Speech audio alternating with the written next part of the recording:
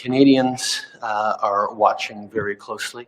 Obviously, everyone in China should be allowed to express themselves, should be allowed to share their perspectives and indeed protest. We're going to continue to ensure that China knows we'll stand up for human rights, we'll stand with people who are expressing themselves. We also need to make sure that China and places around the world are respecting journalists and their ability to do their job. We'll continue to make that very clear.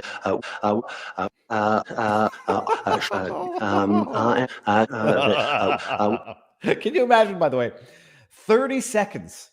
He had 30 seconds of a soundbite clipped, 5 seconds of it. That is roughly 18% was him. That is to say, 18% of whatever Justin Trudeau says on a good day is audible diarrhea. The rest is actually just verbal diarrhea. That soundbite is not an old soundbite from before the protest in Ottawa, before Trudeau came in with a militarized police and literally stomped elderly Indigenous ladies. Literally, that's not from before. That was, as far as I know, one of the first statements, if not the first statement that Trudeau made about the protests in China after he himself having violently suppressed protests in Ottawa.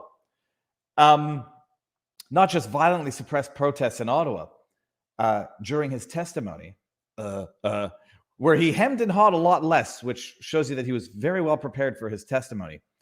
In his testimony, he said, I find the idea of protesting, or he didn't say it quite like that. He said, protesting to affect policy change is something that I find worrisome.